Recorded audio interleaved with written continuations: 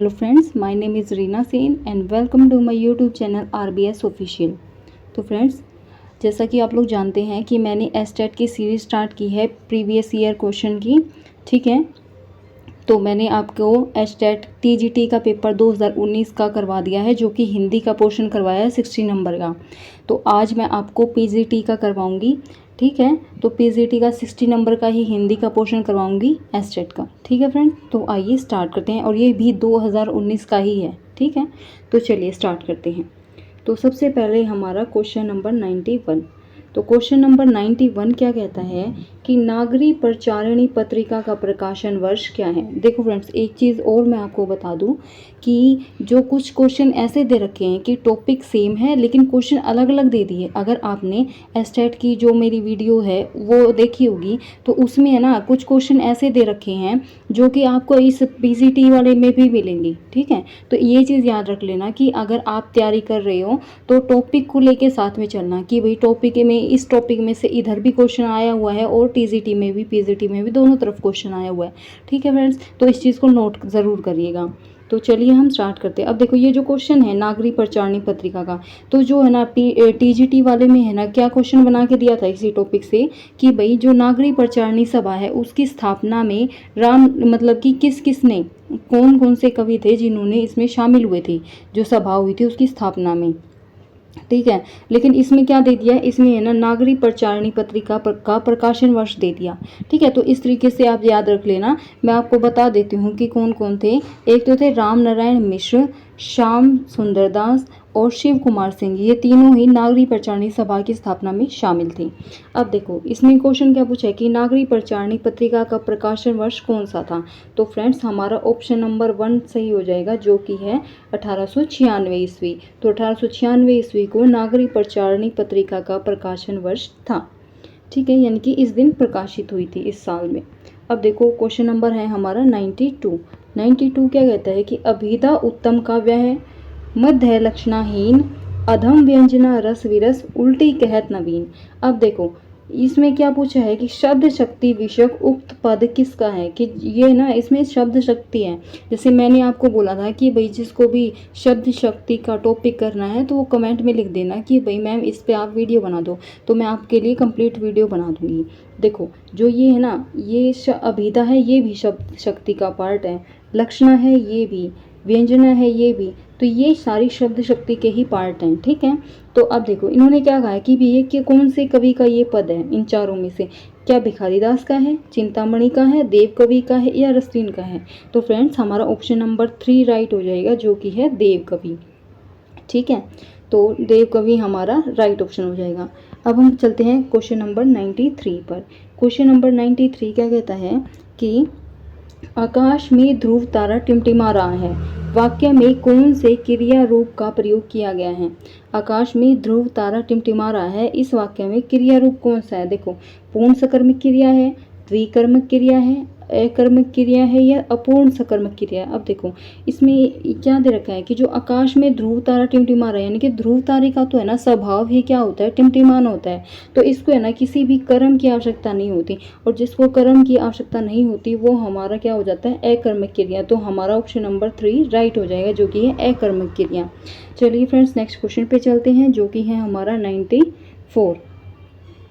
94 क्या कहता है कि 10 करोड़ की लागत से बना महाविद्यालय उजड़ गया है। रेखांकित वाक्यांश किस विशेषण का उदाहरण है। यानी कि इसमें है ना हमें विशेषण दे दिए कि ये किस विशेषण का उदाहरण है। अब देखो, 10 करोड़ की लागत, यानी कि इन्होंने है ना ये पूरी ही बता दी, इस जो अंक है ना वो पूरा दे दिया। देखो, इन ऑप्शन क्या दे रखे हैं कि अपूर्णांक बोधक है, पूर्णांक बोधक है, अपूर्णांक बोधक है, समुदाय वाचक है, कर्मवाचक है। तो फ्रेंड्स, इसमें से देखो जो पूर्णांक बोधक है ना, यही हमारा आंसर हो जाएगा राइट। क्यों हो जाएगा, क्योंकि इन्होंने लागत का पूरा मतलब कि पूरी अंक दे दिया, यानी कि 10 करोड़ है, ना कम ना ज़्यादा, ना कोई डाउट में है। इन्होंने बता दिया कि 10 करोड़ है महाविद्यालय की जो लागत है।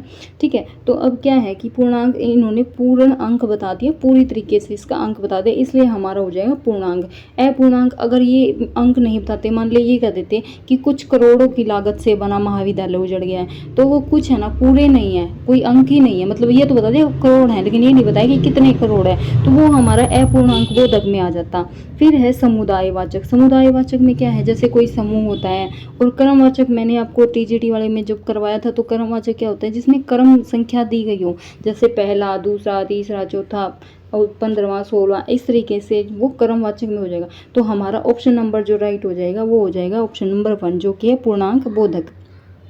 चलिए नेक्स्ट क्वेश्चन पे चलते हैं, जो कि है हमारा क्वेश्चन नंबर 95। 95 क्या कहता है कि निम्न में से पुल्लिंग शब्द छांटिए। तो फ्रेंड्स ये 4 है, सरसों, भाद्रपद, मधुशाला या मेहंदी। इन चारों में से पुल्लिंग शब्द कौन सा है? तो जो सरसों है वो क्या है, स्त्रीलिंग है। मधुशाला भी स्त्रीलिंग में आता है और मेहंदी भी स्त्रीलिंग में आता है। तो हमारा जो सेकेंड है ये क्या है, भाद्रपद, ये हमारा पुल्लिंग शब्द है। तो ये हमारा आंसर हो जाएगा ऑप्शन नंबर 2। चलिए क्वेश्चन नंबर हम 96 करते हैं। 96 में क्या दे रखा है कि निम्न में से किस अलंकार का उल्लेख भरत मुनि के नाट्य शास्त्र में नहीं हुआ है? तो फ्रेंड्स ऑप्शन हमारे लिए दिए गए हैं उपमा, यमक, दीपक, अतिशयोक्ति।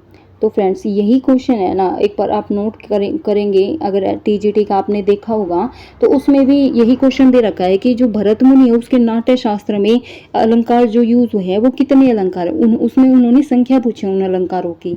ठीक है, और इसमें क्या पूछ लिया कि कौन सा नहीं हुआ है। तो फ्रेंड्स मैं आपको बता दूं कि जो उपमा अलंकार है ये नाट्य शास्त्र में उपयोग है, यमक भी है, दीपक भी है, लेकिन जो ये अतिशयोक्ति है ना ये नहीं है। ठीक है, अतिशयोक्ति नहीं है, बल्कि अतिशयोक्ति की जगह क्या है, रूपक। ठीक है, तो ये जो अलंकार है ये 4 अलंकार है जो कि भरत मुनि के नाट्य शास्त्र में उपयोग हुए हैं, उपमा, यमक, दीपक और रूपक। ठीक है, तो अतिशयोक्ति जो है गलत आंसर है और यही हमारा राइट आंसर हो जाएगा क्योंकि इन्होंने नेगेटिव ही पूछा है। चलिए नेक्स्ट क्वेश्चन पे चलते हैं, जो कि है हमारा ऑप्शन नंबर, जो कि हमारा क्वेश्चन नंबर 97। तो 97 क्या कहता है कि तथागति शब्द में समास कौन सा है? तथागति शब्द में तत्पुरुष समास, अव्ययी भाव समास, द्विगु समास या बहुव्रीहि समास।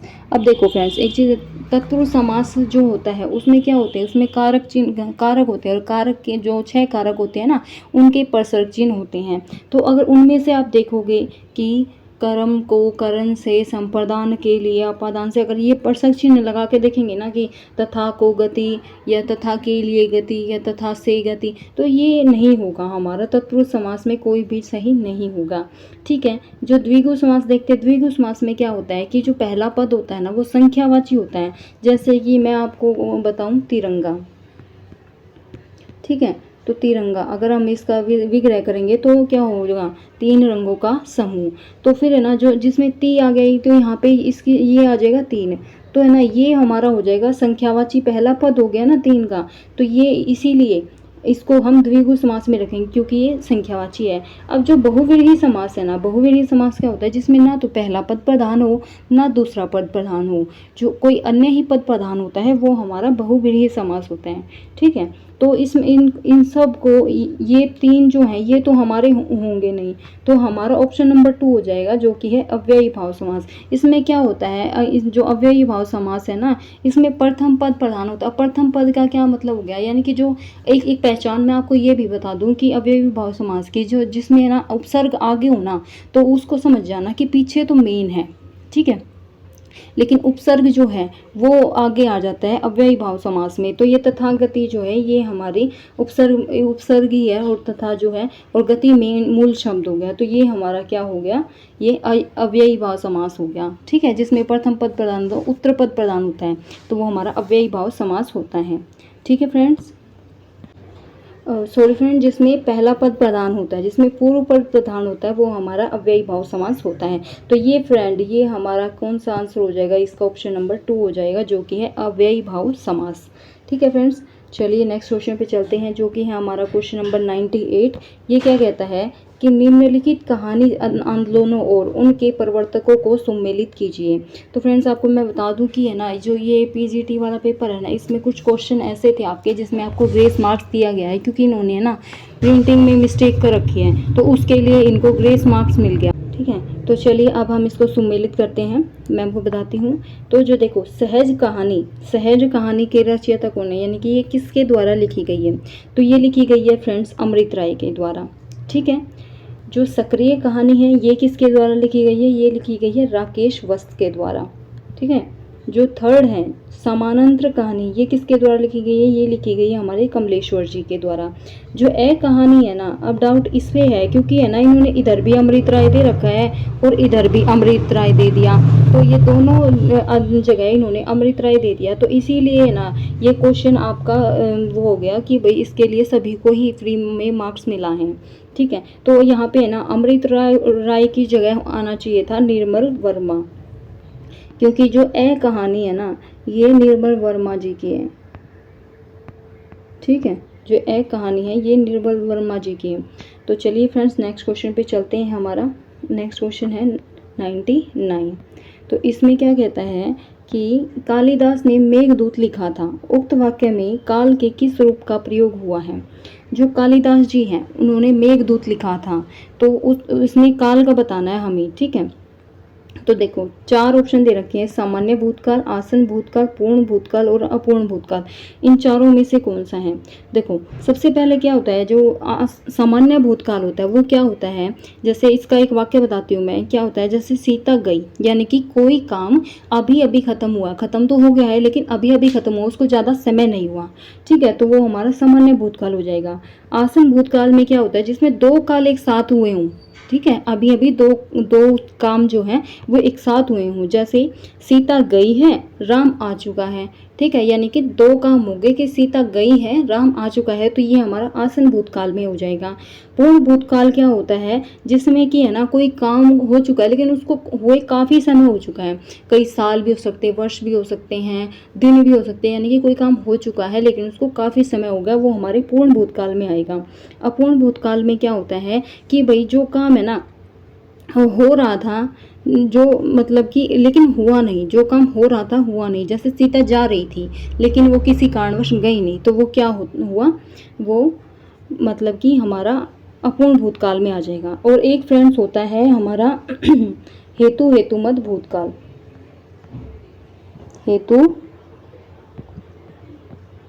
हेतुमद एक हमारा हेतुमद भूतकाल होता है। तो फ्रेंड्स ये जो काल होता है ना हेतुमद भूतकाल, इसमें क्या होता है कि इसमें है ना कोई क्रिया होने वाली थी लेकिन वो होते होते रह गई। ठीक है। जैसे कि सीता जाती लेकिन वो रह गई, मतलब कि वो क्रिया होते होते रह गई, वो नहीं गई, तो ये क्या हो जाती है हमारी हेतुमद भूतकाल में हो जाती है। तो फ्रेंड्स आपको भूतकाल के 5 जो पॉइंट होते हैं वो पता लगे होंगे। अब देखो जो ये हमारा क्वेश्चन इन्होंने पूछ रखा है कि कालिदास ने मेघदूत लिखा था, तो कालिदास ने मेघदूत कब लिखा था, आज तो नहीं लिखा, बहुत समय पहले लिखा, तो वो लिख चुके हैं, तो ये हमारा क्या हो जाएगा पूर्ण भूतकाल में हो जाएगा। तो हमारा आंसर हो जाएगा पूर्ण भूतकाल। चलिए नेक्स्ट क्वेश्चन पे चलते हैं, जो कि है हमारा 100 क्वेश्चन नंबर। अब देखो क्या है कि भाई बच्चों से शांत नहीं रहा जाता, उक्त वाक्य में किस वाच्य का प्रयोग हुआ है। बच्चों से शांत नहीं रहा जाता, भाई वाच्य बताने हैं इसमें। तो सबसे पहले मैं आपको वाच्य बता दूं, वाच्य होते क्या हैं। देखो जिसके द्वारा यह पता चलता है कि वाक्य में कर्ता कर्म या भाव में से किसकी प्रधानता है। ठीक है। तो वो हमारा वाच्य हो जाता है जिस वाक्य में, यानी कि जिस शब्द या जिस वाक्य के द्वारा हमें ये पता चलता है कि इसमें कर्ता कर्म या भाव में से किसकी प्रधानता है। ठीक है। तो वो हमारा क्या हो जाता है, वाच्य हो जाता है। अब देखो वाच्य के 3 भेद होते हैं, कृतवाच्य, क्रमवाच्य, भाववाच्य। ये जो मिश्रवाच्य दिया गया है ये नहीं होता, तो इसको आप पहले ही कट कर दोगे। ठीक है। तो जो कृतवाच्य, क्रमवाच्य और भाववाच्य ये क्या होता है, सबसे पहले कृतवाच्य देखते हैं। कृतवाच्य क्या होते हैं, जिसमें क्या होता है, जिसमें कर्ता की प्रधानता होती है, यानी कि कोई भी काम करने वाले की। आपको एक वाक्य दे दिया जाएगा, आपको ये देखना है कि इसमें करने वाला कौन है। ठीक है। तो अगर उसकी प्रधानता होगी तो वो हमारा क्या हो जाएगा, कर्तृवाच्य हो जाएगा। जैसे कि मैं आपको एक एग्जाम्पल बताती हूँ कि जैसे सीता गाती है, मैं स्कूल गया, तो जैसे सीता गाती है तो मेन चीज़ क्या है, सीता। क्यों, सीता गाती है और कोई नहीं गाता, सीता गाती है। मैं स्कूल गया, तो मैं कहाँ गया, स्कूल में गया, तो मैं गया ना, तो मैं क्या हूँ, कर्ता, करने वाला। तो वो इम्पोर्टेंट है, जिसमें भी कर्ता की प्रधानता हो जाती है, कर्ता मेन हो जाता है, तो वो कर्तृवाच्य हो जाता है। फिर हो जाता है हमारा कर्मवाच्य। कर्मवाच्य क्या होता है, जिसमें कर्म की प्रधानता होती है, यानी कि जैसे लेख लिखा गया, यानी कि क्या चीज़ मेन है कि लेख लिखना, ये मेन है इसमें, ठीक है। जैसे गीत जो है गाया गया, यानी कि गीत गाना क्या है, मेन है, जो कि कर्म है। गीत गाना क्या है, कर्म है। पुस्तक पढ़ी गई, तो पुस्तक पढ़ना क्या हो गया, कर्म हो गया। तो ये जो है ये हमारा कर्मवाच्य में आ जाएगा। फिर आ जाता है भाववाच्य। भाववाच्य होता है जिसके द्वारा कोई कार्य करवाया जाता है, ठीक है। जैसे कि मतलब कि नहीं, भाववाच्य क्या होता है, जिसमें भाव की प्रधानता, भाववाच्य क्या होता है जिसमें भाव की प्रधानता होती है, ठीक है। भाव की प्रधानता कैसे, जैसे मुझसे चला नहीं जाता, उससे चुप रहा नहीं जाता, तो ये क्या हो गया, भाव निकल के आ रहा है। तो भाव निकल के आ रहा है तो ये क्या हो गया, बच्चों से शांत नहीं रहा जाता, जो ये हमें दे रखा है, तो ये हमारा भाववाच्य ही है। तो हमारा ऑप्शन नंबर जो है वो कौन सा ठीक हो जाएगा, ऑप्शन नंबर 3 जो है वो ठीक हो जाएगा। 1 मिनट फ्रेंड्स, तो जो ऑप्शन नंबर हमारा 3 है ये ठीक हो जाएगा, जो कि हमारा भाववाच्य है, ठीक है। बच्चों से शांत नहीं रहा जाता। चलिए अब नेक्स्ट क्वेश्चन पे चलते हैं। हमारा नेक्स्ट क्वेश्चन है 101। तो 101 क्या है कि निम्न विकल्पों में शुद्ध वाक्य का चयन कीजिए, इनमें से हमें शुद्ध बताना है। तो देखो ऑप्शन नंबर 1 क्या है कि बंदूक एक अस्त्र है। सेकंड है पाँव से जूता निकाल रहा है, वह पाँव से जूता निकाल रहा है। हिंदी की भाषा देवनागरी है, शीला को उसकी योग्यता पर गर्व है। तो जो ये क्या कहता है कि इनमें से शुद्ध छांटना है ना, तो देखो जो ये बंदूक एक अस्त्र है, बंदूक एक अस्त्र तो केवल बंदूक ही थोड़ी ना अस्त्र होते हैं, और भी होते हैं, तो ये हमारा गलत हो जाएगा। वह पाँव से जूता निकाल रहा है, तो वह एक ही पाँव से जूता नहीं निकालता, जूते निकालेगा, ठीक है। वह पाँव से जूते निकाल रहे हैं, तो इसीलिए ये भी हमारा गलत हो जाएगा। हिंदी की भाषा देवनागरी है, तो भाषा देवनागरी नहीं होती फ्रेंड्स, भाषा होती है वो जो देवनागरी होती है वो लिपि होती है, ठीक है। तो हिंदी की लिपि कौन सी है, हमारी देवनागरी है, तो इसलिए ये भी गलत हो जाएगा। लेकिन शीला को उसकी योग्यता पर गर्व है, ये बिल्कुल सही शुद्ध वाक्य है, इसलिए हमारा ऑप्शन नंबर 4 जो है राइट हो जाएगा, ठीक है। चलिए नेक्स्ट क्वेश्चन पे चलते हैं। हमारा नेक्स्ट क्वेश्चन क्या है, हमारा नेक्स्ट क्वेश्चन है 102। 102 क्या कहता है कि कबीर में जैसे सामाजिक विद्रोह का तीखापन और प्रणनाभूति की कोमलता एक साथ मिलती है, कुछ वैसा ही रचाव मुक्तिबोध में है, ठीक है। तो यह उक्त कथन किस आलोचक का है, तो भाई कौन से आलोचनावादी हैं जिसने ये कथन कहा है, तो वो हमारा ऑप्शन नंबर 3 जो कि है डॉक्टर राम स्वरूप चतुर्वेदी, ठीक है। तो डॉक्टर राम स्वरूप चतुर्वेदी जो है उनका ही ये कथन है। चलिए नेक्स्ट क्वेश्चन पे चलते हैं। तो चलिए नेक्स्ट क्वेश्चन पे चलते हैं, जो कि है हमारा क्वेश्चन नंबर 103। क्वेश्चन नंबर 103 क्या कहता है कि जहाँ कार्य और कारण के बीच संगति का अभाव हो वह कौन सा अलंकार माना जाएगा, विरोधाभास, दीपक, असंगति, विभावना। तो फ्रेंड्स ये तो आपको है ना देखने से ही पता चल रहा है क्वेश्चन को कि भाई कौन सा आंसर हो सकता है। देखो इन्होंने क्या बोला है कि संगति का अभाव, यानी कि जिसमें संगति ना हो तो वो क्या होता है, असंगति। तो असंगति क्या हो गया हमारा ऑप्शन नंबर 3, तो ये हमारा ऑप्शन नंबर 3 राइट हो जाएगा, ठीक है। तो चलिए क्वेश्चन नंबर हम 104 देखते हैं। इसमें क्या क्या रखा है, इसमें क्या कहता है कि आदिवासी विकास से विस्थापन किसकी रचना है, आदिवासी विकास से विस्थापन किसकी रचना है। तो फ्रेंड्स ये जो रचना इन चारों में से बताओ, अनुज लुगुन, रमणिका गुप्ता, हरिराम मीणा, लक्ष्मण गायकवाड़। तो फ्रेंड्स इसका आंसर हो जाएगा हमारा ऑप्शन नंबर 2 जो कि है रमणिका गुप्ता, ठीक है। तो ये रमणिका गुप्ता है, इन्हीं की ये रचना है आदिवासी विकास से विस्थापन। चलिए नेक्स्ट क्वेश्चन पे चलते हैं। नेक्स्ट क्वेश्चन है हमारा 105। 105 जो है ये क्या है, 105 में क्या दे रखा है कि भाई निम्न शब्दों में से शुद्ध शब्द का चयन कीजिए, यानी कि हमें इसमें शुद्ध शब्द बताना है जो सही हो। तो देखो सबसे पहले क्वेश्चन नंबर 1 क्या है, 1 है तत्व, ठीक है। सेकंड क्या है, तत्वाधान। थर्ड क्या है, पश्चाताप। फोर्थ क्या है, उत्तप्त, ठीक है। चलिए इनमें से आप बताइए कि इनमें से कौन सा शुद्ध शब्द है। तो फ्रेंड्स मैं आपको बता दूं कि इनमें से देखो सबसे पहले तत्व, तत्व कैसे लिखते हैं, ये गलत हो जाएगा। तत्व कैसे लिखते हैं, ये तत्व है ना जो इसके आगे ऐसे लिखते हैं, लगता है थोड़ा सा, ठीक है। ऐसे ये तत्व जो है इस तरीके से होता है। तत्वाधान, तत्वाधान में भी आगे ऐसे ही इधर से यहाँ आगे आएगा ना, थोड़ा आधे जो तय है, आधा तय है, इसके थोड़ा सा आगे आएगा ऐसे, इस तो ये भी गलत हो जाएगा, ये भी गलत हो जाएगा। ठीक है, तो पश्चाताप जो है ये बिल्कुल ठीक है, जैसे इसके तय के आगे निकाल रखा ना, वैसे ही इनमें भी आएगा, इनमें नहीं निकाल रखा तो ये गलत है, और इसमें भी ऐसे ही है। ठीक है, तो हमारा ऑप्शन नंबर 3 जो है वो राइट हो जाएगा। चलिए नेक्स्ट क्वेश्चन पे चलते हैं, जो कि है हमारा 106। नेक्स्ट क्वेश्चन क्या कहता है कि अंग्रेजी स्वच्छंदतावादी काव्य का प्रभाव हिंदी की किस काव्य धारा पर पड़ता है? अंग्रेजी स्वच्छंदतावादी काव्य का प्रभाव हिंदी की किस काव्य धारा पर दिखाई देता है? प्रगतिवाद, नई कविता, हालावाद, छायावाद। तो फ्रेंड्स इसका आंसर हो जाएगा हमारा छायावाद। छायावाद पर ही क्या पड़ता है? अंग्रेजी स्वच्छंदतावादी काव्य का प्रभाव पड़ता है। चलिए नेक्स्ट क्वेश्चन पे चलते हैं, जो कि है हमारा 107। इसमें क्या दे रखा है कि निम्न में से कौन सा शब्द यण स्वर संधि से निर्मित नहीं है? ठीक है, कि यण स्वर संधि से निर्मित नहीं, यानी कि बाकी जो 3 है ना वो तो यण स्वर संधि से निर्मित है, लेकिन बाकी जो है यण स्वर संधि से निर्मित नहीं है। तो वो कौन सा शब्द है? जत्याभिमान, अभ्यागत, व्याघात, प्रौद्योगिकी। तो फ्रेंड्स ये देखने में पता चल रहा है, यण संधि का आपको सबको पता है कि है ना, य, रे, ले और वे, ये 4 है। इनमें से य, रे और वे है ना, जो इनके आगे कोई आधा शब्द, आधा वर्ण आ जाए, जैसे कि यहाँ पे आया हुआ है, य के आगे त आया हुआ है, य के आगे भय आया हुआ है, आधा वे, य के आगे आधा वे आया हुआ है, यानी कि जो आया है ना, तो यही क्या होती हैं? हमारी यण स्वर संधि होती है। और अगर प्रौद्योगिकी में नहीं आया हुआ तो ये हमारा राइट आंसर हो जाएगा, क्योंकि प्रौद्योगिकी में जो क्या है, कोई भी आधा वर्ड नहीं है और ना ही ये यण स्वर संधि है। तो हमारा ऑप्शन नंबर 4 जो है राइट हो जाएगा। ठीक है, चलिए नेक्स्ट पे चलते हैं। नेक्स्ट क्वेश्चन है हमारा 108। 108 क्या कहता है कि हिंदी के किस आलोचक ने देवरानी जेठानी की कहानी को हिंदी का प्रथम उपन्यास माना है? तो फ्रेंड्स ये काफ़ी आप पूछी गई है आपकी देवरानी जेठानी की कहानी, तो ये प्रथम उपन्यास है हिंदी का, और ये किस आलोचक ने ऐसा कहा है, किस आलोचक ने ऐसा माना है?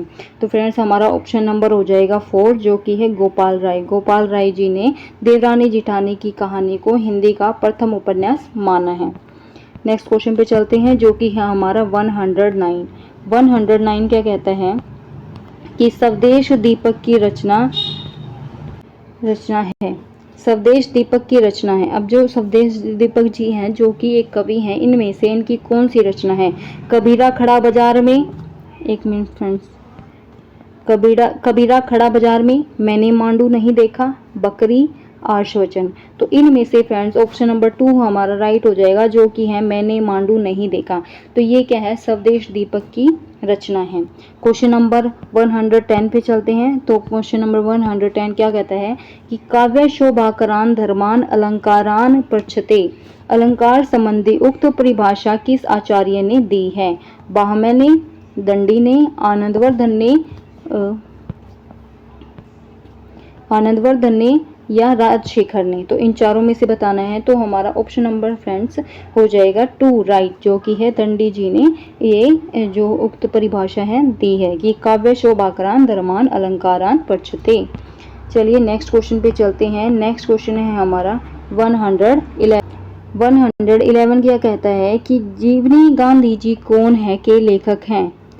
ठीक है, कि जीवनी गांधी जी कौन है के लेखक, यानी कि है ना गांधी जी की एक तरीके से जीवनी लिखी है, तो ये किसके लेखक कौन है भाई? तो इसका हमारा ऑप्शन देखो, एक तो है 1 राहुल सांस्कृतियायन, विष्णु प्रभाकर, राम नरेश त्रिपाठी, राधा कृष्ण दास। तो फ्रेंड्स हमारा ऑप्शन नंबर 3 राइट हो जाएगा, जो कि है राम नरेश त्रिपाठी। ये जो है जीवनी गांधी जी कौन है के लेखक हैं। ठीक है, हम नेक्स्ट क्वेश्चन पे चलते हैं, जो कि है 112। 112 क्या कहता है कि कविता 2 शब्दों के बीच की नीरवता में रहती है। काव्य भाषा के संबंध में उपयुक्त मत किसका है? कविता 2 शब्दों के बीच नीरवता में रहती है, तो ये किस मतलब हमारे किस कवि का है? तो देखो रामविलास शर्मा, निर्मल वर्मा, अज्ञेय, शमशेर बहादुर सिंह। तो इन चारों में से किसका है? तो फ्रेंड्स ये हमारा ऑप्शन नंबर 3 राइट हो जाएगा, जो कि है अज्ञेय जी। अज्ञेय जी का पूरा नाम क्या है? सच्चिदानंद हीरानंद वात्स्यायन अज्ञेय। ठीक है, चलिए नेक्स्ट क्वेश्चन पे चलते हैं, जो कि है हमारा 113। 113 में क्या कह रखा है कि निम्न में से गोकुलनाथ की रचना है। तो इनमें से गोकुलनाथ की रचना की मतलब गोकुलनाथ जी हैं, उनकी रचना कौन सी है? काव्यालंकार है, पौंचर्यु है, 84 वैष्णवन की वार्ता है, या काव्य निर्णय है। तो फ्रेंड्स हमारा ऑप्शन नंबर 3 राइट हो जाएगा, जो कि है 84 वैष्णवन की वार्ता। ये गोकुलनाथ जी की रचना है। नेक्स्ट क्वेश्चन पे चलते हैं, जो कि है हमारा 114। 114 क्या कहता है? तूरिया तूरिया के लिए सटीक शब्द युगम है, यानी कि तूरिया और तूरिया। तो फ्रेंड्स इनमें से देखते हैं कि एक छंद बांसुरी, शीघ्र तरकश, तुर ही सूरज, एक औजार ब्रह्मलीन होने की स्थिति। तो फ्रेंड्स एक तुरिया का मतलब होता है एक औजार और एक तुरिया का मतलब होता है ब्रह्मलीन होने की स्थिति। तो हमारा ऑप्शन नंबर 4 जो है वो राइट हो जाएगा। नेक्स्ट क्वेश्चन पे चलते हैं, हमारा क्वेश्चन नंबर 115। 115 क्या कहता है कि निम्न में से अशुद्ध शब्द का चयन कीजिए। तो फ्रेंड्स अशुद्ध शब्द परिषद, तदंतर, तदाकार, तद्दीन।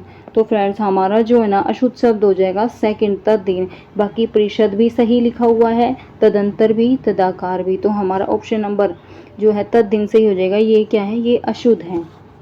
नेक्स्ट क्वेश्चन पे चलते हैं, जो कि है 116। 116 क्या कहता है? इसमें भी असंगत विकल्प को विलग कीजिए। असंगत विकल्प हमने इसमें भी चुनना है। तो देखिए ऑप्शन नंबर 1 देखते हैं कि रावरे रूप की रीति अनूप नयो नयो लागत ज्यो जो निहारिये। ये घनानंद जी की है। लोगन कबित करीबो खेली करी जानो है, ये बोधा जी की है। नैनन में जो सदा रहते तिनकी, अब कान कहानी सुनियो करे आलम। और ऑप्शन नंबर 4 है भले बुरे सब एक सम, जो लोग बोलत नाही वृंद। तो फ्रेंड्स हमारा जो 116 है क्वेश्चन, इसका आंसर नंबर 2 हो जाएगा, जो कि है लोगत कबित करीबो खेली करी जानो है। ये जो है ये बोधा जी द्वारा नहीं लिखा गया है, और हमें जो है असंगत विकल्प पूछा था, तो असंगति है ये हमारा, बाकी सारे ठीक हैं। ठीक है, चलिए नेक्स्ट क्वेश्चन पे चलते हैं, जो कि हमारा 117। 117 क्या कहता है कि निम्न में से कौन सा शब्द टंक के लिए प्रयुक्त है। तो फ्रेंड्स अहंकार भी टंक के लिए प्रयुक्त है, सिक्का भी, कुल्हाड़ा भी, लेकिन जो नाविक है वो टंक के लिए प्रयुक्त नहीं है। तो हमारा राइट ऑप्शन हो जाएगा ऑप्शन नंबर 1। नेक्स्ट क्वेश्चन पे चलते हैं। नेक्स्ट क्वेश्चन क्या कहता है? नेक्स्ट क्वेश्चन हमारा 118। नेक्स्ट क्वेश्चन क्या कहता है? देखिए देने की इच्छा वाक्यांश के लिए सार्थक शब्द है, द्वीप, द्वैपायन, दिलसा, दुर्मय। तो फ्रेंड्स ये जो क्वेश्चन है ना, ये क्वेश्चन भी आपका ग्रेस मार्क्स मिला हुआ है इसमें भी। क्यों? क्योंकि इसमें भी जो ऑप्शन है ना, जो राइट ऑप्शन है वो दे ही नहीं रखा। देने की इच्छा वाक्यांश के लिए जो राइट ऑप्शन है वो दे ही नहीं रखा, तो इसलिए इसमें सभी को ही फ्री का नंबर मिला है। तो मैं आपको बता दूं कि देने की इच्छा किसको कहा जाता है? देने की इच्छा जो है दित्सा को कहा जाता है। ठीक है, तो देने की इच्छा दित्सा होगी। ठीक है फ्रेंड्स, तो चलिए नेक्स्ट क्वेश्चन पे चलते हैं, जो कि है हमारा 119। 119 क्या कहता है?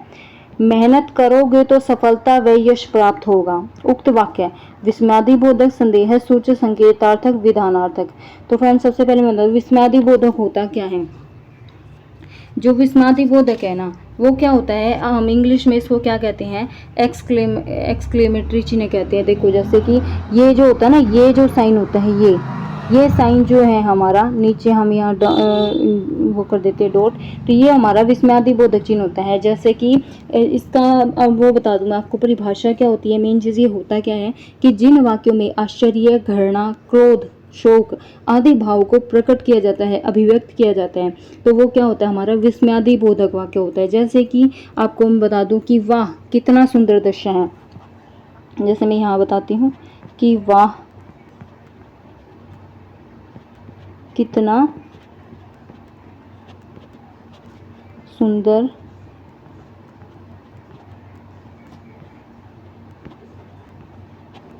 दृश्य है।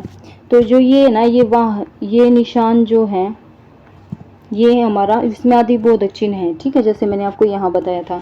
तो फिर अब आपको समझ में आएगा विस्मादी बोधक होता है क्या है। नेक्स्ट चलते हैं, हमारा जो है संदेह सूचक। संदेह सूचक क्या होता है भाई, जिसमें किसी भी कार्य के होने की संभावना जताई जाए, ठीक है, तो वो क्या होता है, हमारा संदेहवाचक वाक्य होता है। जैसे कि मैं आपको बता दूं, एक एग्जांपल से बताती हूँ कि जैसे शायद शाम को वर्षा हो जाए, ठीक है, यानी कि शाम को वर्षा या बारिश हो जाए, तो वो क्या है, शायद है, संभावना जताई जा रही है। क्यों, मौसम को देख के वो संभावना जता रहे हैं कि शायद आज शाम को बारिश हो जाए, ठीक है, तो वो संदेह है, तो उसी को ही हम संदेह सूचक वाक्य कहते हैं, ठीक है। तो देखो फिर है हमारा संकेतार्थक। संकेतार्थक यानी कि किसी चीज का संकेत देना। जैसे ये हमें दे रखा है कि मेहनत करोगे तो सफलता व यश प्राप्त होगा। संकेत दे दिया कि मेहनत करोगे तो ही सफलता व यश प्राप्त होगा, एक तरीके से हमें संकेत मिल गया है, ठीक है। तो ये हमारा संकेतार्थक होता है और इस क्वेश्चन का आंसर भी हमारा थर्ड ऑप्शन हो जाएगा, संकेतार्थक। विधानार्थक क्या होता है कि जब कोई कार्य जो है ना उसके होने की सूचना हमको मिल जाए, कोई भी कार्य कर रहा है या कार्य हो गया है उसकी सूचना हमें मिल जाए, तो वो हमारा विधानवाचक वाक्य हो जाता है, विधानार्थक वाक्य हो जाता है, ठीक है फ्रेंड्स। आई होप आपको समझ में आ गया होगा। चलिए नेक्स्ट क्वेश्चन पे चलते हैं, जो कि हमारा 120 क्या कहता है कि वर्जन का विलोम क्या है, तो इनमें से वर्जन का विलोम बताना है। तो फ्रेंड्स हमारा वर्जन का विलोम हो जाएगा ऑप्शन नंबर 3, जो कि है अर्जन। अचर नहीं होगा, अर्चन नहीं होगा और अदेय नहीं होगा, तो हमारा ऑप्शन नंबर 3 हो जाएगा वर्जन का अर्जन, ठीक है। नेक्स्ट क्वेश्चन पे चलते हैं, जो कि हमारा 121। ये क्या कहता है कि कुंवर नारायण की कविता के बहाने किस काव्य संग्रह में संकलित है। कुंवर नारायण की कविता के बहाने जो है कौन से काव्य संग्रह में संकलित है। चक्रव्यूह में, परिवेश, हम तुम में, आत्मजयी में, इन दिनों में। तो फ्रेंड्स हमारा ऑप्शन नंबर 4 ठीक हो जाएगा, जो कि है इन दिनों में। तो जो कविता के बहाने है ना, किसकी कविता है, ये कुंवर नारायण जी की है। तो ये कौन सी काव्य संग्रह में है, ये इन दिनों में है, ठीक है। चलिए नेक्स्ट क्वेश्चन पे चलते हैं, जो कि हमारा 122 क्वेश्चन है। तो ये क्या कहता है कि भक्तिन पाठ किस विधा की रचना है। भक्तिन पाठ किस विधा की रचना है, तो देखो कहानी की, यात्रावृत्त की, संस्मरणात्मक रेखा चित्र, उपन्यास अंश। तो फ्रेंड्स हमारा ऑप्शन नंबर 3 राइट हो जाएगा, जो कि है संस्मरणात्मक रेखा चित्र, यानी कि जो भक्तिन पाठ है ना ये एक तरीके का संस्मरण है, ठीक है। नेक्स्ट क्वेश्चन पे चलते हैं, हमारा 123 जो है। तो ये क्या कहता है कि मध्यकाल के किस रचनाकार को कली काल का वाल्मीकि कहा गया है। तो फ्रेंड्स ये जो क्वेश्चन है ना, ये इस क्वेश्चन में भी आपको ग्रेस मार्क्स मिला हुआ था, यानी 1 नंबर आपको इसमें भी मिल गया था। क्यों, क्योंकि जो आंसर है ना वो इन चारों ऑप्शन में दे ही नहीं रखा, ठीक है। तो मैं आपको बता दूं कि जो कली काल का वाल्मीकि कहा गया है ना, वो तुलसीदास जी को कहा गया है, ठीक है, वो तुलसीदास जी को कहा गया है कलिकाल का वाल्मीकि। और ये किसके द्वारा कहा गया है, नाभादास जी ने इनको, तुलसीदास जी को कलिकाल का वाल्मीकि कहा है। चलिए नेक्स्ट क्वेश्चन पे चलते हैं, जो कि हमारा 124 क्या कहता है कि काया तरुवर पंच विडाल चंचल चीर पैठो काल। उक्त पंक्तियां सिद्ध साहित्य के किस प्रसिद्ध कवि की हैं। तो ये जो पंक्तियां हैं सिद्ध साहित्य के किस प्रसिद्ध कवि की है, शबरपा की, डोम्भिपा की, कणहपा की, लुइपा की। तो फ्रेंड्स हमारा ऑप्शन नंबर 4 राइट हो जाएगा, जो कि है लुइपा। तो इनकी जो ये पंक्तियां हैं लुइपा जी की हैं। चलिए नेक्स्ट क्वेश्चन पे चलते हैं, हमारा क्वेश्चन नंबर है 125। ये क्या कहता है, शिव शंभू का चिट्ठा जिसमें तदयुगीन अंग्रेजी सरकार पर व्यंग्य साधा गया है की रचयिता है। तो चंद्रधर शर्मा गुलेरी, बाल कृष्ण भट्ट, बाल मुकुंद गुप्त, माधवदास मिश्र। तो फ्रेंड्स हमारा ऑप्शन नंबर 3 राइट हो जाएगा, जो कि है बाल मुकुंद गुप्त। तो शिव शंभू का चिट्ठा किसकी है, बाल मुकुंद गुप्त जी की रचना है। चलिए नेक्स्ट क्वेश्चन पे चलते हैं, जो कि हमारा 126 क्या कहता है, मुमानियत शब्द का अर्थ है। मुमानियत शब्द का अर्थ क्या है भाई, तिरस्कार, निंदा, जानकारी, ज्ञान, रोक, मनाही या अहित। तो फ्रेंड्स मुमानियत शब्द का आंसर हो जाएगा हमारा ऑप्शन नंबर 3 राइट हो जाएगा, जो कि है रोक, मनाही, ठीक है। यानी कि मुमानियत का अर्थ क्या होगा, रोकना किसी भी चीज के लिए और मना करना, तो वो हमारा मुमानियत हो जाएगा। क्वेश्चन नंबर हमारा 127 क्या कहता है कि तो क्वेश्चन क्या कहता है कि राष्ट्रस्य चक्षुष इतिहास समेत साहित्य के लिए इतिहास शब्द का सर्वप्रथम प्रयोग इस प्रकार कहाँ मिलता है? ऋग्वेद में, यजुर्वेद में, अथर्ववेद में या सामवेद में? तो फ्रेंड्स हमारा ऑप्शन नंबर 3 राइट हो जाएगा, जो कि है अथर्ववेद। तो जो राष्ट्रस्य चक्षुष इतिहास समेत ये किस वेद में मिलता है? अथर्ववेद में मिलता है। नेक्स्ट क्वेश्चन पे चलते हैं। नेक्स्ट क्वेश्चन हमारा 128। 128 क्या कहता है कि गोरखनाथी मुख्यतः कितनी शाखाओं में विभक्त है? तो जो गोरखनाथी है ना फ्रेंड्स, वो 12 शाखाओं में विभक्त है। तो ऑप्शन नंबर 2 राइट हो जाएगा, जो कि है हमारा 12। तो चलिए फ्रेंड्स नेक्स्ट क्वेश्चन पे चलते हैं, जो कि हमारा 129। 129 जो है वो क्या कहता है कि दक्षिण भारत के भक्ति आंदोलन के संबंध में असंगत कथन, यानी कि जो हमारा भक्ति काल चल रहा था ना, तो उस टाइम की इन्होंने यहाँ पे बातें कही गई हैं।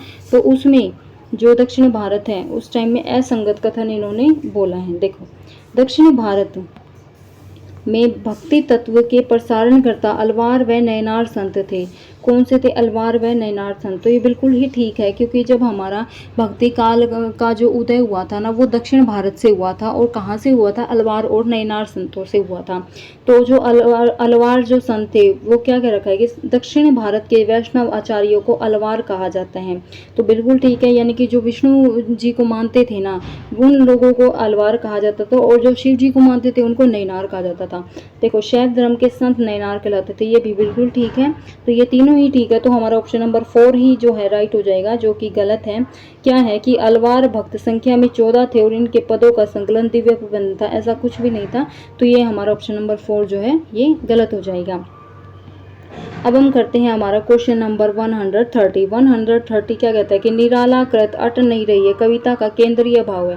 निरालाकृत यानी कि जो है सूर्यकांत त्रिपाठी निराला है ना, उनकी है ये, अट नहीं रही है। तो उनका केंद्रीय भाव क्या है? तो फ्रेंड्स आपने अगर चैप्टर पढ़ा होगा तो आपको पता लग जाएगा। तो इसका ऑप्शन नंबर जो 3 है ना, फागुन की मादकता, ये हमारा राइट आंसर है, बिल्कुल ठीक है। तो चलिए नेक्स्ट क्वेश्चन पे चलते हैं, जो कि हमारा असंगत विकल्प का चयन कीजिए।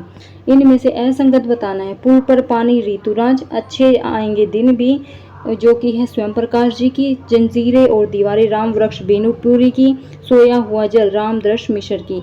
तो फ्रेंड्स जो कि ये हमारा जो क्वेश्चन है ना, इसमें से हमें क्या असंगत बताना है, यानी कि गलत विकल्प बनाना है। तो जो पुल पर पानी है ना, ये ऋतुराज जी की है, ठीक है। आएंगे अच्छे दिन भी, ये स्वयं प्रकाश जी की है। जंजीरें और दीवारें, ये राम वृक्ष बेनीपुरी की है। लेकिन जो सोया हुआ जल है ना, वो रामदर्श मिश्र की नहीं है। तो सोया हुआ जल किसकी है फ्रेंड्स? सोया हुआ जल जो है वो सर्वेश्वर दयाल सक्सेना की है। मैं आपको बता देती हूँ लिख के, एक मिनट। सर्वेश्वर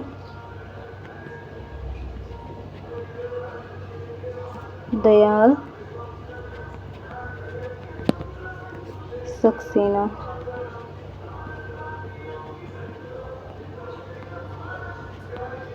तो ये जो है ना, हमारा जो सोया हुआ जल है, ये सर्वेश्वर दयाल सक्सेना जी की है, ठीक है। अब चलिए नेक्स्ट क्वेश्चन पे चलते हैं। क्वेश्चन नंबर है हमारा 132। तो क्वेश्चन नंबर 132 क्या कहता है? तो देखते हैं कि काले मेघा पानी दे संस्मरण में चित्रण किया गया है। जो काले मेघा पानी दे है, ये एक संस्मरण है। तो इसमें चित्रण किया गया है उपभोक्तावाद एवं बाजारवाद का, एक मिनट फ्रेंड्स, उपभोक्तावाद एवं बाजारवाद का, शहरीकरण और बढ़ती स्वार्थपरता का, अतीत के स्वर्णिम इतिहास का, या लोक प्रचलित और जो विश्वास और विज्ञान का। तो इनमें से आपको बताना है कि जो काले मेघा पानी दे वो किस संस्मरण का है। तो फ्रेंड्स ये हमारा जो ऑप्शन नंबर हो जाएगा 4 राइट हो जाएगा, जो कि लोक प्रचलित विश्वास और विज्ञान का, ठीक है। चलिए नेक्स्ट, विज्ञान के सुंदर द्वंद्व का। चलिए नेक्स्ट क्वेश्चन पे चलते हैं, जो कि हमारा 133।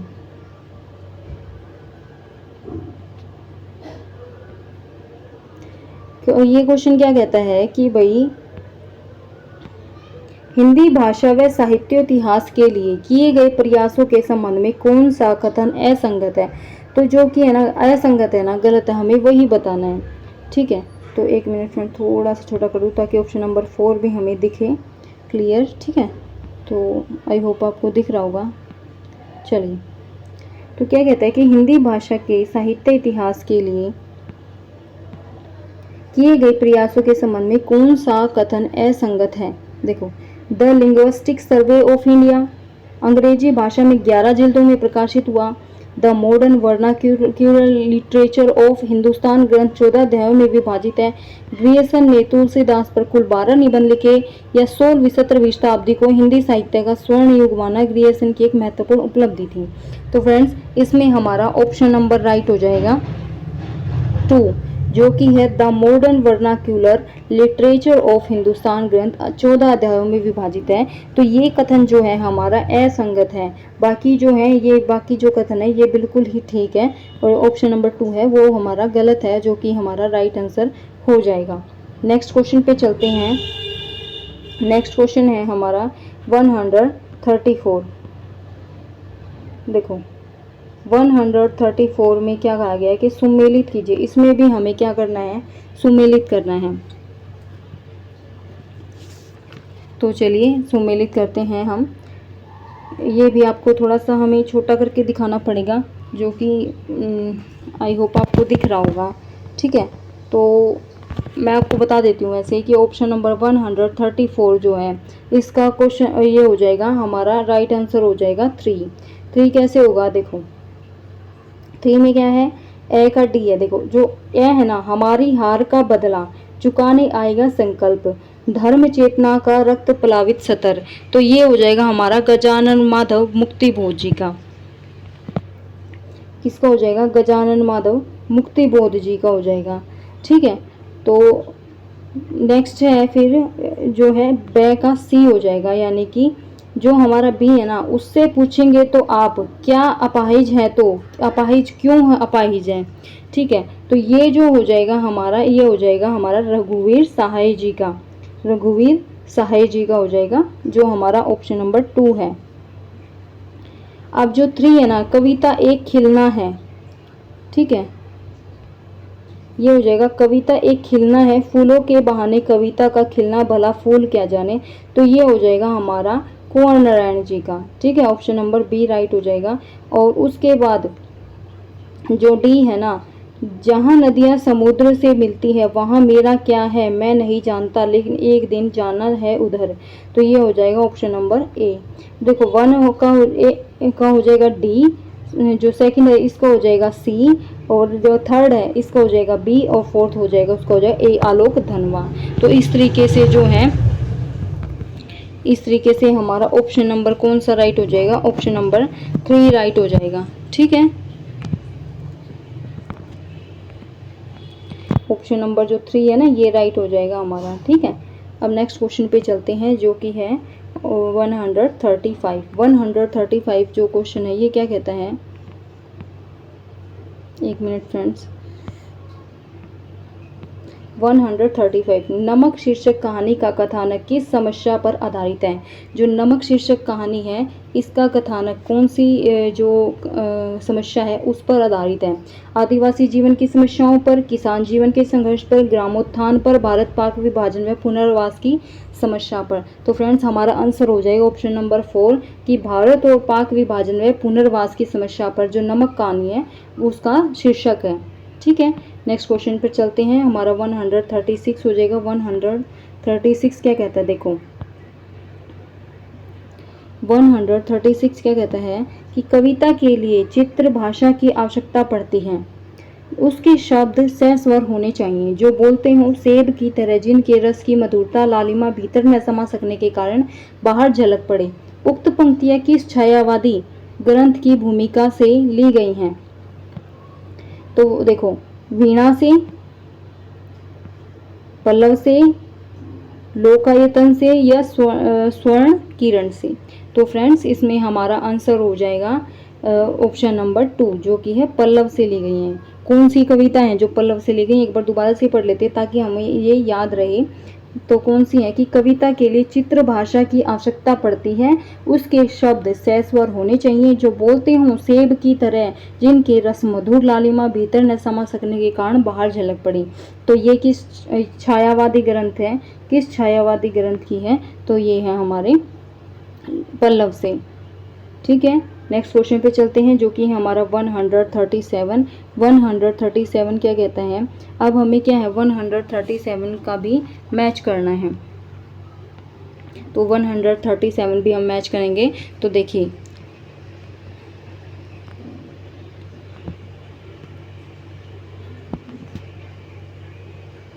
चलिए मैच करते हैं। अब हम जो 137 है, देखो, ड्योढ़ी पर आलाप, भिक्षु के पात्र, पिंजरे की उड़ान, मैं मिलिट्री का बूढ़ा घोड़ा।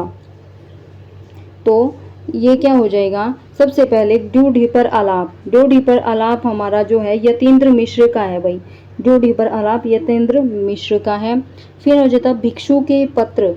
भिक्षु के पत्र जो है हमारे भदंत आनंद कौशल्यान जी के हैं। भिक्षु के पत्र भदंत आनंद कौशल्यान जी के हैं।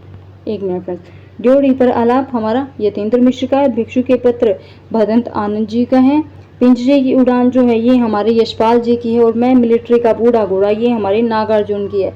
तो फ्रेंड्स हमारा देख लेना, मैच करते हैं कि जो हमारा ए का जो है हमारा डी है, तो ए का डी हमारा सिर्फ एक ही में है, जो कि हमारा ऑप्शन नंबर 3 राइट हो जाएगा। ठीक है फ्रेंड्स, तो ऐसे ही आप जो है क्वेश्चन को कर सकते हो। चलिए नेक्स्ट क्वेश्चन पे चलते हैं, जो कि है हमारा क्वेश्चन नंबर 138। चलिए क्या है, करबला संग्राम तथा प्रेम की देवी नाटकों के रचयिता हैं। करबला संग्राम और प्रेम की देवी ये नाटक हैं, इनके रचयिता कौन हैं। तो कौन से हैं भाई, हजारी प्रसाद द्विवेदी हैं, जयशंकर प्रसाद है, प्रेमचंद जी है, या जगदीश चंद्र माथुर हैं। तो फ्रेंड्स हमारा ऑप्शन नंबर 3 राइट हो जाएगा, जो कि है प्रेमचंद जी। तो करबला संग्राम और प्रेम की देवी इन्हीं के नाटक हैं। ठीक है, चलिए नेक्स्ट क्वेश्चन पे चलते हैं। 139। 139 क्या कहती है, ये देखते हैं कि अगर इंसानों के अनुरूप जीने की सुविधा कुछ लोगों तक ही सीमित है, तब जिस सुविधा को आमतौर पर स्वतंत्रता कहा जाता है उसे विशेषाधिकार कहना उचित है। उक्त कथन किस शिक्षाविद, समाजशास्त्री तथा विधिवेता का है। सर्वपल्ली राधाकृष्णन का, भीमराव अंबेडकर का, पंडित जवाहरलाल नेहरू का, मदर टेरेसा का।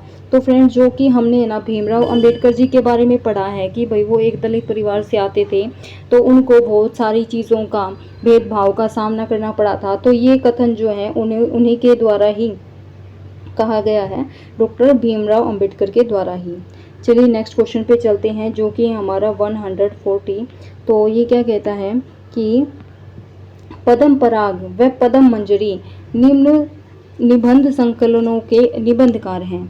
तो ये क्या कहते हैं, अब देखो ये जो है ना, ये क्वेश्चन आपका 140 है। ये क्वेश्चन भी आपका ग्रेस मार्क्स मिला हुआ है इसमें भी, क्योंकि है ना इसमें भी आपकी है ना जो मेन क्या कहते हैं ऑप्शन है वो दे ही नहीं रखा। जो क्वेश्चन पूछ रखा उसका ऑप्शन है जो वो दे ही नहीं रखा। तो ये चारों में से कोई भी ये जो है पद्म पराग या पद्म मंजरी का नहीं है। तो वो इसका जो आंसर है, जो निबंधकार है वो कौन है भाई, पद्म सिंह शर्मा है भाई।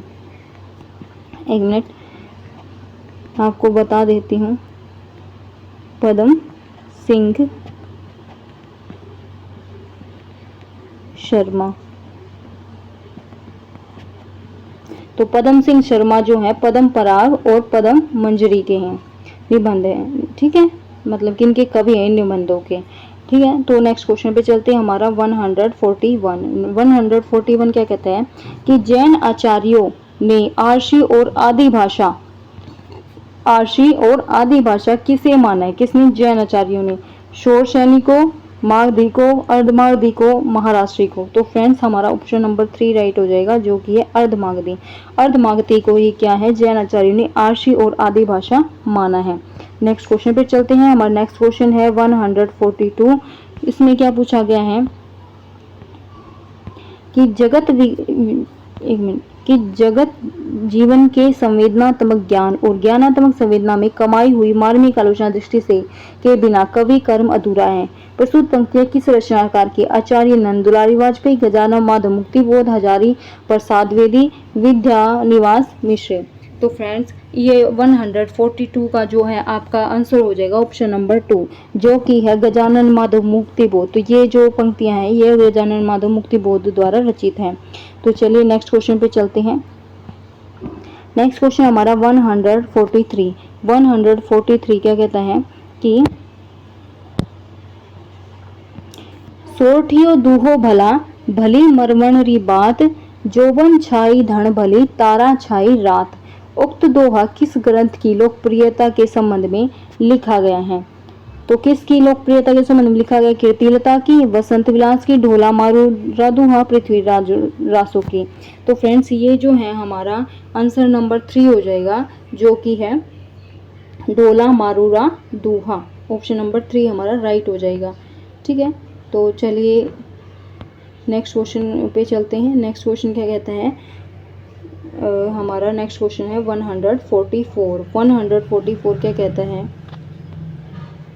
देखो, समय ही वह रंग है, समय ही वह रंग है जो अनेक अनेक रंगों में विभाजित होता है और पठन पाठन प्रक्रिया द्वारा फिर एक हो जाता है। प्रस्तुत उद्धरण किस प्रसिद्ध साहित्यकार का है? प्रेमचंद, कृष्णा सोबती, नासिर शर्मा, बाल मुकुंद गुप्त। तो फ्रेंड्स हमारा ऑप्शन नंबर 2 राइट हो जाएगा, जो कि है कृष्णा सोबती जी द्वारा यही जो उद्धरण है ये प्रसिद्ध है, लिखा गया है। नेक्स्ट क्वेश्चन पे चलते हैं। नेक्स्ट क्वेश्चन हमारा 145, जो कि है बाजार दर्शन निबंध के रचयिता कौन है? तो वो आप जानते ही हैं कि बाजार दर्शन निबंध के रचयिता, क्योंकि ये आपकी मतलब कि एनसीईआरटी में से लिया गया क्वेश्चन है। गजानन माधव मुक्तिबोध, महादेव वर्मा, जनेंद्र कुमार, धर्मवीर भारती। तो फ्रेंड्स ये आपका ऑप्शन नंबर हो जाएगा 3, जो कि राइट है, जनेंद्र कुमार का है। बाजार दर्शन आपने पढ़ा भी होगा कि जैसे हम लोग बाजार में जाते हैं, जो चीज़ लेने जाते हैं वो तो लेते ही हैं, लेकिन और चीज़ें जो हैं बाजार की और चीज़ें वो हमें अपनी तरफ आकर्षित करती हैं, और फिर हम जो चीज़ें हम लेने नहीं भी जाते तो वो भी लेके हम घर पे आ जाते हैं। तो इस चीज़ पर जो है ये निबंध है। ठीक है, तो नेक्स्ट क्वेश्चन पे चलते हैं 146 पे। 146 क्या कहता है कि आलो अंधारी मूल रूप में किस भाषा में लिखी गई है? आलो अंधारी मूल रूप में किस भाषा में लिखी गई है? कन्नड़, तमिल, असमिया या बांग्ला। तो फ्रेंड्स हमारा ऑप्शन नंबर 4 राइट हो जाएगा, जो कि है बांग्ला। तो ये आलो अंधारी जो है ये बांग्ला भाषा में लिखी गई है। नेक्स्ट क्वेश्चन पे चलते हैं। नेक्स्ट क्वेश्चन क्या कहता है कि कृष्णचंद्र कृत जामुन का पेड़ किस विधा की रचना है? तो फ्रेंड्स ये भी आपका एनसीईआरटी से लिया गया है, जामुन का पेड़। तो फिर ये भी मतलब कि ये बहुत पुराना पेड़ होता है, इस तरीके से इसमें है इस चैप्टर में।